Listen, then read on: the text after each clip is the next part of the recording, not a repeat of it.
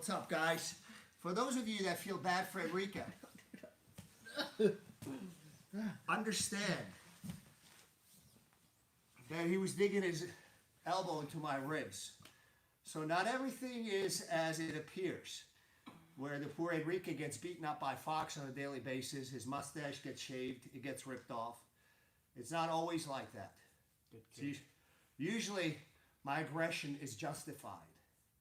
Mike, what the hell is up with the tree of devices? It looks like Charlie Brown's Christmas tree. We have where's the other two? No, it's the 75th episode. I'll tell you where the other two are, guys. Today's 75th episode, Roll with the Fox. We're live on YouTube only. So guys, if you want to catch the live portion, please subscribe to our YouTube channel. Very simple, Silver Fox BJJ. You can't miss it. And if you miss it, chances are you will not be able to comprehend anything else we explain here. So, all right, guys. So we we'll put links on Facebook and Instagram, but it's going to be after. So if you want to be live, this is the place to be. So let's get started.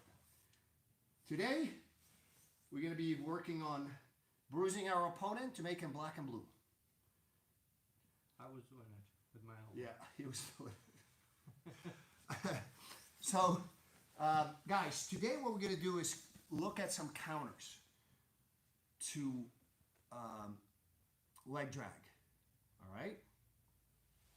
So, we figured we'd do it on a day when we're using the gi because, you know, it's a little harder to counter it with the gi because there's, you know, stronger grips. So let's look at very simple.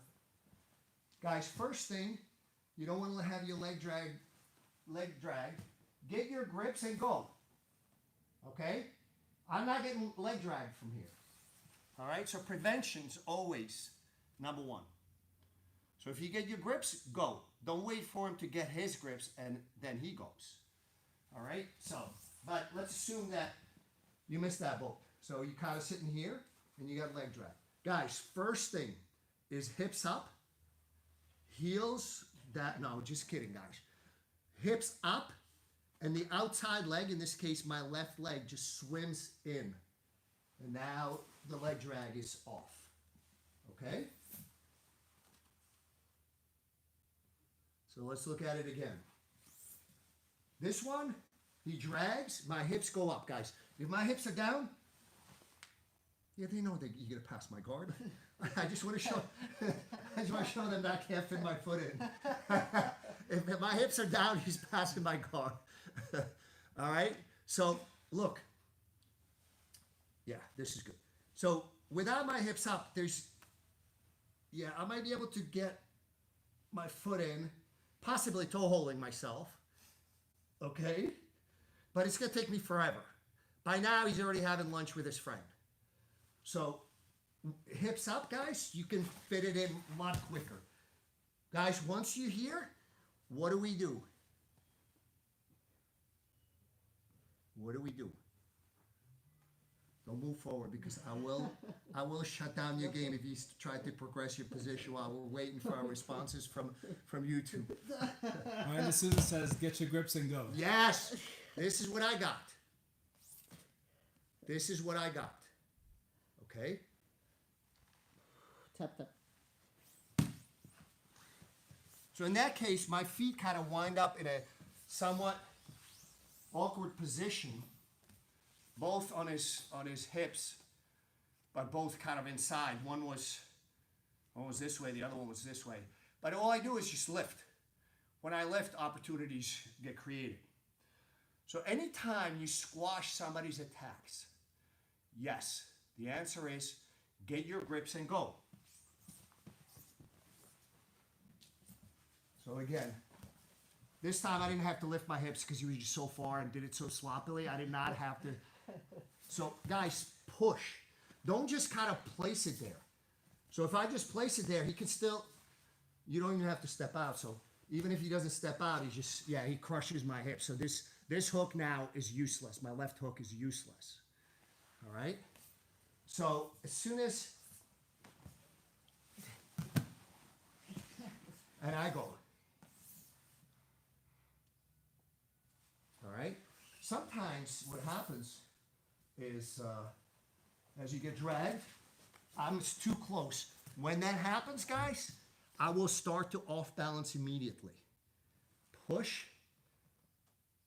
In this case, guys, he's facing, no, I'll make it happen. Don't you worry about this. So he's facing so far away from me, I will withdraw my left leg. Push. And now, tap. I will go straight into a knee bar. Mike is herding chickens again. Guys, I got to be honest with you. It is playing with my mind to have only one device. I hope the picture quality is better because that's the main reason we did this. All right, so I hope it's better than having 3 devices. I hope the sound quality is better. Hello, hello, hello. Can you hear me okay? All right, so let's go. So, guys, this time again, I did not lift my hips. I have to lift my hips if he's close. If he drags from far away,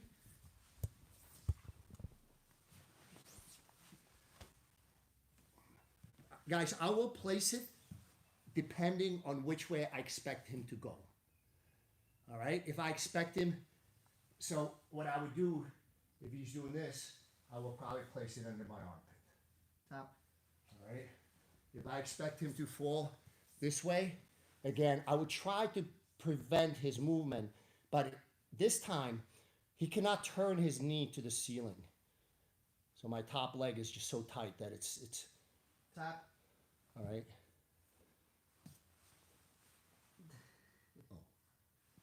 No heel hooks. No heel hooks, guys. We go for a sweep. Okay? All right. So, do we have any questions on this so far? So that's your sort of, not quite prevention, but also you didn't get dragged too bad. All right? If he's far enough, you can always swim the leg in. If he gets real close, hips up, that didn't quite work. I got it on my, I made the best of it, guys.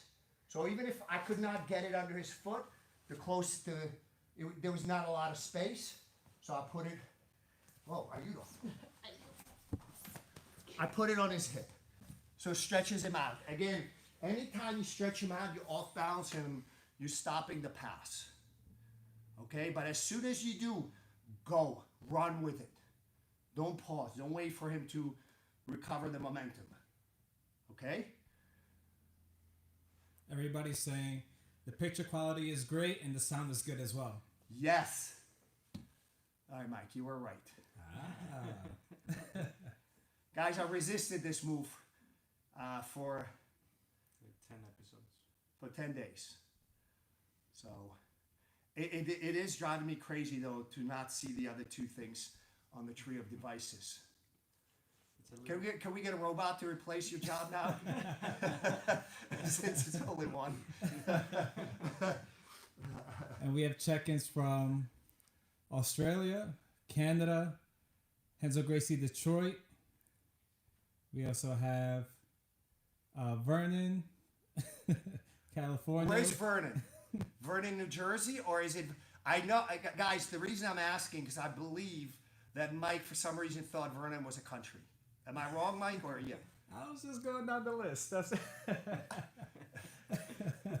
Guys, I'd be curious to see who's tuning in live on YouTube because we made the switch as opposed to Facebook. Guys, also, this brings me to housekeeping. Guys, same format, same time frame. Guys, please, if you can, ask the questions underneath. I may not look at an episode from 30 days ago what the questions were on that episode. I just don't have enough time in the day. But if, like for today's episode, I will look at the questions today. I will look at the questions tomorrow and maybe the day after. All right? So even if you miss it live, you could still ask questions underneath. That is the best place to have them answered. I just can't keep up with the messages from all the different formats. All right? Do we have anything else, Mike, before I move on? John P is asking, Professor, from watching the previous 74 amazing episodes, is it fair to say that you will always work primarily towards a submission and only perform a sweep if it is absolutely necessary? Yes. Yes and no. Yes. Mostly yes. Submission is the ultimate goal. However, if I feel that the submission is just so uncertain that it starts to put me at risk of either losing the momentum or starts to put me at risk of, of sort of throwing whatever I have away, yet the sweep is easily attainable, I will go with the sweep, because that submission will, like, as you're attacking at a rapid fire, people have a very hard time both mentally and physically processing the attack, and therefore sort of reacting in a sort of the most logical way, and usually they will stumble. And so, say if I'm a step ahead of the guy, and I know I have the submission, but it's sort of like he might bend the arm the wrong way, and now he can pass my guard. I will use, but the sweep is right there. I will sweep him, because by sweeping him, now I'm 2 steps ahead. That whatever submission I choose after that is going to be much, much, much easier attained. And he followed up with, early in the match, before a submission is obvious, how do you prioritize whether to work towards a submission or towards a sweep? I usually, whatever is available, whatever the guy gives me. So usually I will,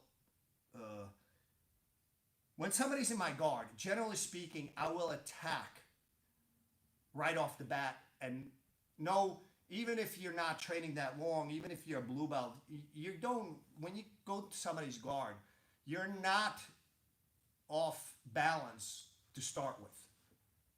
So you have to off balance them. That's the first thing. What do we have? We need 2 elements to attack from the guard to start to make things happen. Guys, by the way, I really appreciate yesterday. We got, I got a message from GM Baseball that, a lot of the sort of higher level, a lot of the higher level stuff and kind of attacking strategies or defensive strategies didn't make sense, and that we've managed somehow to explain it in a much better way.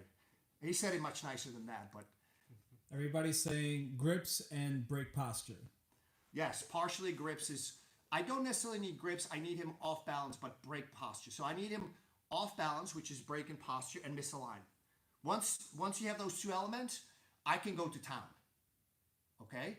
So first thing, anybody steps into my guard, first thing, I'm always thinking about off balance right away. And then I see what is available. Is he posting easily? So you saw this in action right now. Okay? If I feel like I off balance, so I squashed his leg drag fairly early on. I off balance him. Ooh, there's a knee bar. I go with the knee bar. The knee bar fails, I'm getting on top. Okay?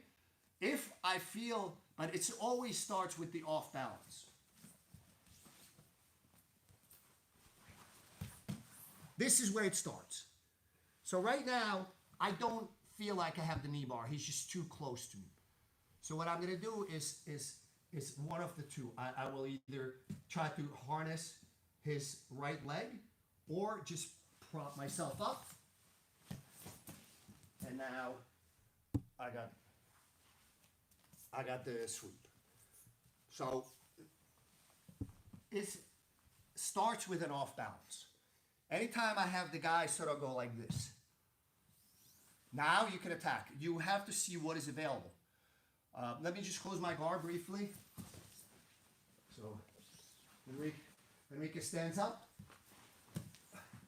He's off balance. He's off kilter. Right now, submission is easy. All right, it's right here.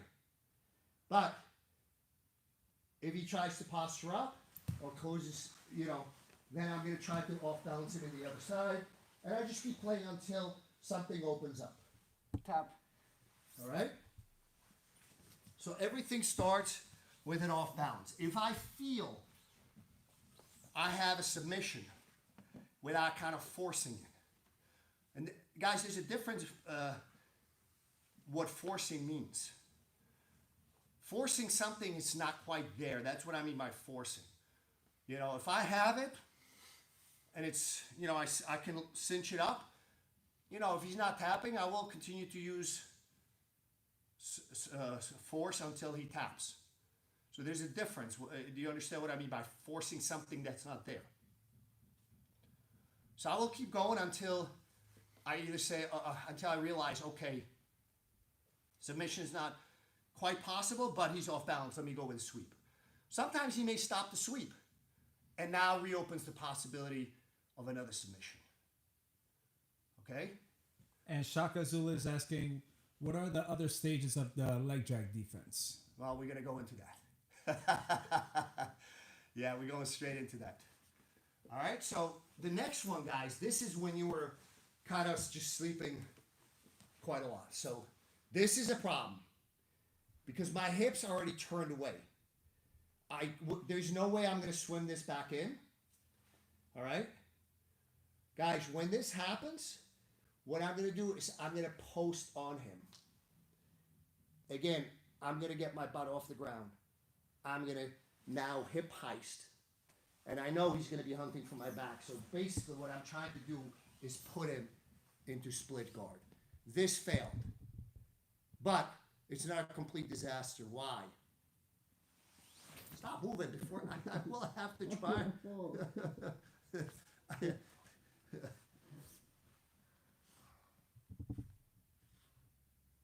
So even though I did not get split guard, his posture wound up being, so my feet were off his hips. I can put him on his hips, or even if I can't, his posture is broken and he's misaligned. So it allows me to attack immediately. Even if he starts to turn away,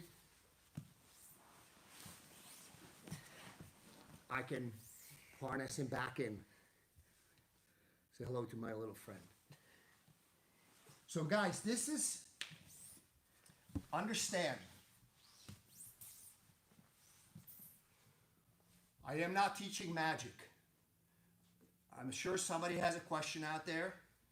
I'm not going to ask you who because don't tell me. But somebody's like, well, how do you deal, you know, like they want to basically be leg dragged and a split second later sweeping that guy and choking the daylights out of him. That doesn't happen you know, sometimes things happen in mysterious ways. But guys, when you're in a bad position, you have to give up something. That's the almost definition of bad position. There is no magic. Do I look like I'm a magician? Sometimes. But I'm not wearing a magical hat, right? Or a wand. Understand when the guy leg drags you pretty far, you have to do something that's going to put you at additional risk. Or you can wait for him to continually break you down until he submits you. There is no, oh, you get leg drag, you flick your hips and, oh, what happened? And now you're choking him from the top. That's not jiu-jitsu. That's not how it works. If you're in a bad position, what you're looking to do is go to slightly less bad position. To slightly less bad position, neutral position, pass neutral immediately, and go after him. Yeah, sometimes the guy will make a mistake and you can go from a very, very bad position into something really, really good. This is not one of those. When you get leg dragged, your hips are going to be turned away. To some extent, if the guy's doing a good job, they're going to be crushed, meaning compressed, so your mobility is impacted. So now you have to run. So when I have to run, think of it this way. What is the folk wisdom on how you outrun an alligator? Yeah, Mike has a puzzled look on his face. They tell you if you got to outrun an alligator, just like when you come across a bear, you're supposed to play dead. When you outrun an alligator, you're supposed to run in a zigzag. I don't know if it's true, guys. And I hope I'm never in that position to find out. So the point that I'm trying to make is when I get leg dragged, I immediately change the angles. I don't want to be, okay, I get leg dragged, He crushes my hips, moves up, pins me, isolates the arm, isolates the neck, finish. I don't want to be in that position. So when I get leg dragged, I lift my hips, stiff arm him, go to turtle. Can alligator eat turtle? Yes, they can. That I know. So I go to turtle and then fold immediately underneath. What I'm doing is creating a scramble. Understand that a scramble is better than being dominated. And it's not just like, strip off your jacket and run around naked screaming. That's not a scramble. I'm talking about a scramble that actually has a purpose. So my purpose is to stiff arm him so he drives. When I give up that resistance, we talked a little bit about that yesterday. So I stiff arm him and hips up, which means that I'm giving him a little more resistance to get to the next stage of the leg drag, which is to start to get top of cross side. So that resistance makes him push a little harder. As I bounce to go into turtle, that resistance is completely removed. So now he slightly overshoots. He has to make slight adjustments. All those slight adjustments he has to make give you a better chance to escape. Okay? Yes, Mike, it looks like we have a question. Because I'd like to repeat what I just said. Can I do that now? Yeah. Okay, thank you. All right, guys. So he dragged me bad. So I'm stiff arming him. And I'm putting resistance. As he's I'm gonna lift right now. He can crush my hips again. Go ahead, crush my hips. Yeah. Now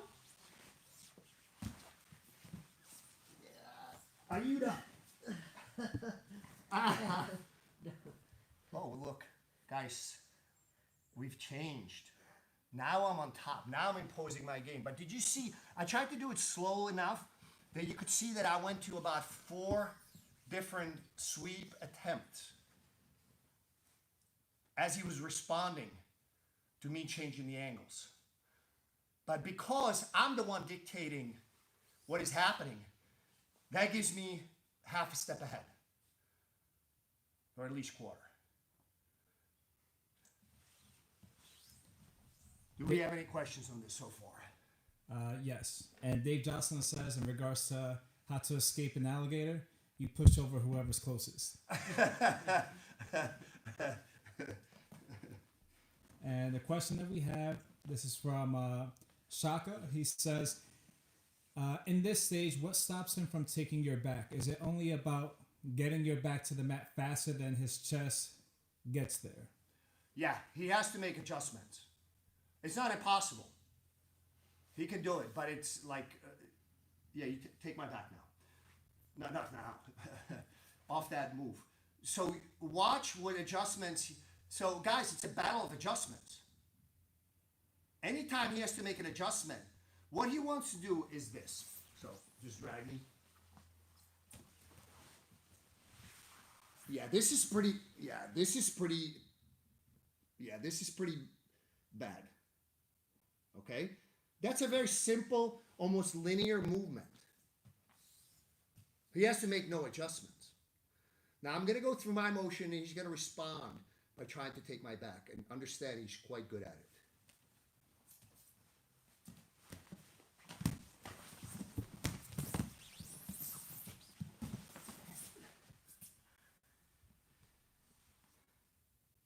Why are you breathing so heavy?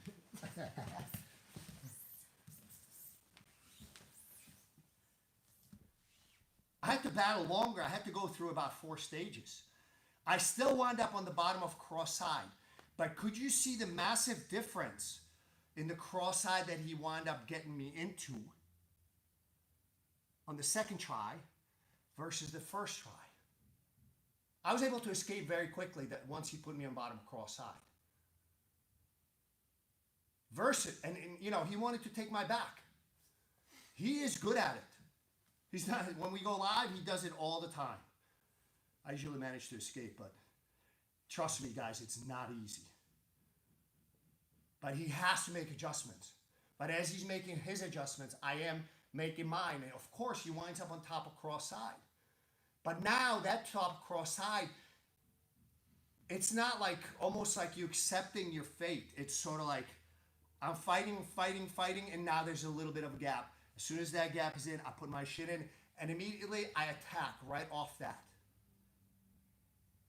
Kanai Kiyoshi is asking, can you please do that again from a different angle? Okay. Let's see if I can recreate this.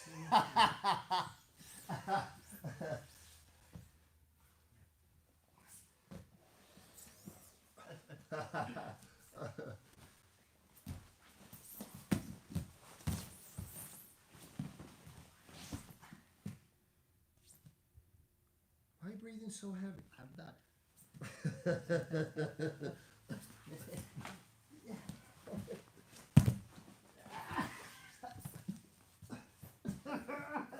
I will dominate him, guys. Yes. All roads lead to submission.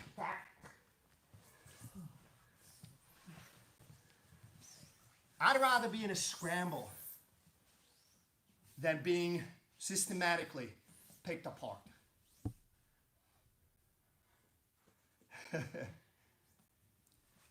Charlie is asking, do you use butterfly guard when you roll, and what are the main submissions you go for?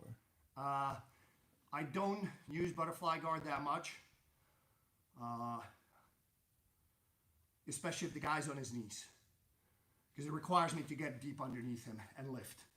Because of my lower back, I don't have a good lift on butterfly guard, but you could see it in the last 3 or 4 scrambles. If I have it, if his hips are up, his head is down, and I can hook one of the legs, I will use it. And Richardus is asking, can you show how to use a seated guard against the Toreando pass in the gi? Butterfly guard? Yes.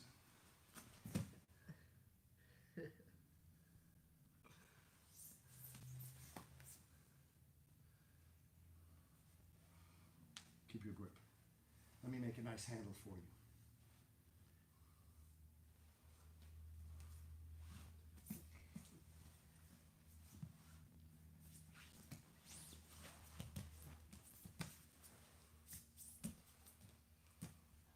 Control his lead hand. It's the same. When did we do the Toreando? Like 2 episodes ago. Yeah, it's not that far. It's the same. It doesn't matter whether it's seated, open guard, doesn't matter. It's the same. But I'm always I don't just hold on to the hand. Guy, very important. When you're driving that hand, his hand down, it's down towards him, towards where he came from. And down to the ground, not this.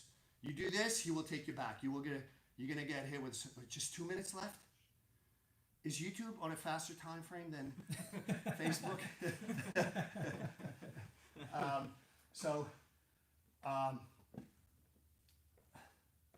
You have to, first of all, you should not let him take the grips.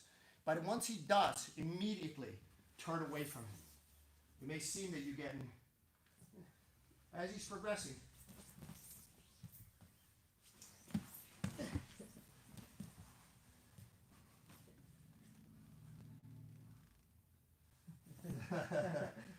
Well, does that make sense, Richardus?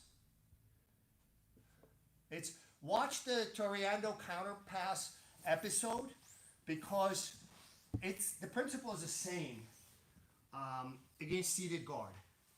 And one thing that I try to do, this is also very important. Anytime you have a guy that's trying to control your legs, or is good at passing and changing things up. So as we battle, so initially I tried, so he's standing up. I'm trying not to let him take grips.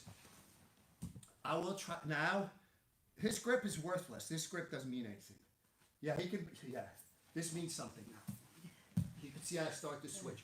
But guys, a lot of times once I have this, if this becomes a long battle where the guy's doing a good job threatening me, I will keep lifting. And I will close my guard, and now I go again from the closed guard. So now his arms are above my hips, so it's much harder for him to control my pants. And Dave Jocelyn is asking, as far as the Toriando pass against the butterfly, do you grab the wrist instead of the gi and no gi, or would you do something else? Yeah, I grab the wrist. It's better. Like, it depends, like, if the guy's got one of those magician big sleeves, you can grab the sleeve. But then the guy can swim his arm out. I've seen that happen. I've done that myself. But I always prefer the grip. That's why my game in gi and no gi is not very much different. I always will grip. Generally speaking, not always. Never say never. Don't always say always. I grab the wrist. It's universal. Jim Taylor is asking, do you use ankle locks ever, or do you like getting up from that position more than finishing? If I have a good grip, I will use it. Yeah, I will use it. If I have a good grip, if I feel like, okay, it's going to finish. But if I feel that he's done a good job squashing it, perhaps, his heel came out, so now my grip, or if I feel my grips, usually I like to have my grip as high as possible. When you start to feel your grip on an ankle lock drifting down towards your hips, chances are it's going to fail. Because now there's too much movement in your arm. What you want to do is get it up high. So basically now you're doing the break with your torso. So when I feel my hand drifting, what I'll do is use that grip to get up on top. And Anand is asking, how can we figure it out, Coach? Which grip is good and which we shouldn't worry about? Only with practice? Yeah.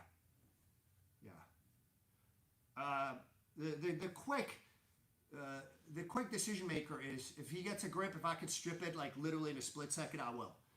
If I don't, you have to feel it. It's not sort of like, okay, how tight is this? Right now, I'm not concerned about this grip. Yeah, now so it's, you saw, like, I don't know if you know.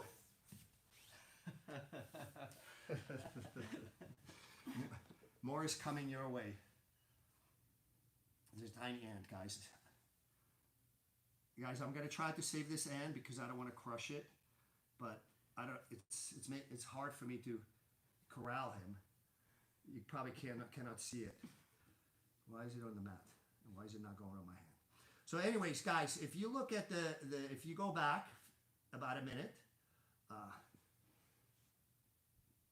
And we'll fit two more questions. All right, so if you look, give me a peek, don't crush it. Enrique the Ant, what do you call it? Whisper. So, if you look at his grip, when it first gripped it, I wasn't concerned about it. But once he made it firm, you gotta move. Once somebody's grip is firm, you gotta move, because I'm assuming that once he gets that grip firm, he will use it.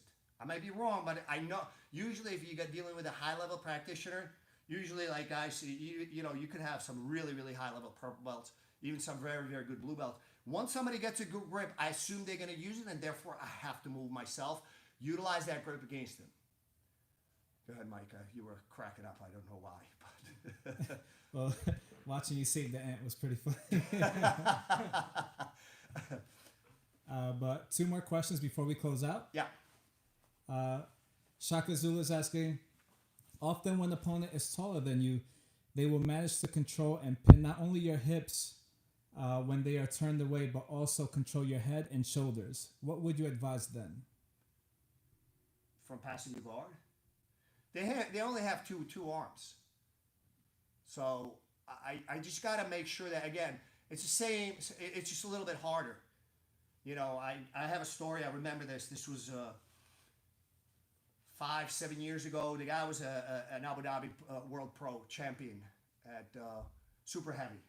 So 220, so probably about 60, 70 pounds on me, purple belt. But understand, guys, an elite purple belt is probably equivalent to, an elite purple belt can easily beat a run-of-the-mill black belt, but I'd like to think I'm not a run-of-the-mill black belt. So the guy was quite tall, and he had probably 60 pounds on me. So, and he was a little bit younger. So he was like basically bullfighting my legs from side to side. And I just knew I was going to get tired before, it was just a matter of time. So I just fought the passing hard enough that when he finally came through, he made a mistake. He left his hand between my legs, so I inverted triangled him. So again, the idea is to try to give enough resistance to them that they make a mistake. I'd rather impose my will. I'd rather be the guy dictating the pace and sort of make them off balance if I can. So I will always fight for my grips, but sometimes you can't. Sometimes if that pace is imposed upon you, then you need to make them overshoot, make a mistake. Overshoot usually is as bad of a mistake as if they made it on their own. So sometimes that making them overshoot is what you want, or undershoot. What we did with this basically what I'm making him do, again, guys, understand this is a very, very important point. So do it real slow. So as I'm pushing hard, I'm giving him resistance. So now he needs to, I collapse my resistance. Now he's slightly overshooting. So he slows it down to compensate for the for the overshoot. And I'm already putting my grips on. And guys, you know my game now, that as soon as I get my grips, I will use them. All right. So if you're having a hard time off balancing him, make them overshoot their target. But as they're doing it, don't sort of look at it as like, man, look at this. I dropped him a foot further than he thought he was going to drop it. No. While he's doing that, he will compensate quickly. During that compensation, during that adjustment period, is the time that you have time. And more importantly, slight backing off the pressure to make something happen. He elaborated on what he's meaning in when they pin your legs with their shin. Since they're taller, they're able to spread across your body and control your upper half as well.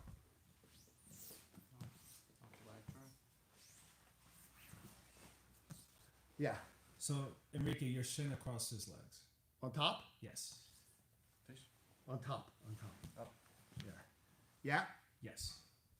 All right, where is this going to lead? I know where that's going to lead. It's going to lead to mount. I know that. So I'm already preparing mount escape. I already know where that's going to lead. That's sort of one of those questions where do not expect magical outcome. You are basically being severely dominated. And chances are that domination is going to get worse. But I also know where that step-by-step approach is going to lead him. It's going into the mount. That is his best outcome.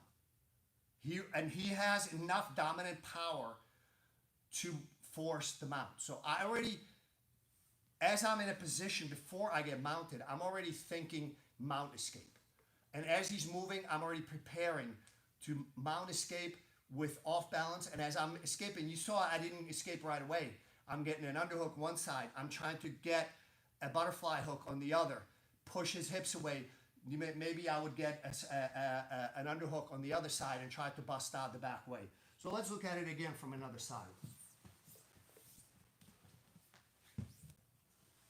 Yeah, dominate my head. Yeah, this is, so I'm trying to get an underhook on my left. But I know and I'm trying to square up to make as he's mounting, I'm already positioning to the other side. He's going to try to adjust. He's going to try to drive. I'm trying to get an underhook. That didn't work. I'm coming out the back way.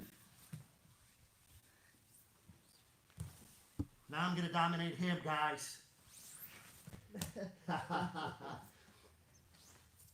But you understand, as I'm making small adjustments, because I know where he's going. And last two.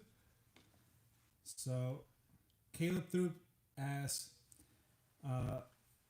late leg drag defense, your framing arm should defend the body lock or seatbelt grip, and the bottom arm defends the bottom side hook of the uke. The rest is scramble. Is that what I'm seeing? The top arm is stiff arming him away. just kind of just put up just one more piece of resistance. So it's sort of when you lift your hips up. The bottom arm is looking for grips. Creating a scramble is better than where you were before.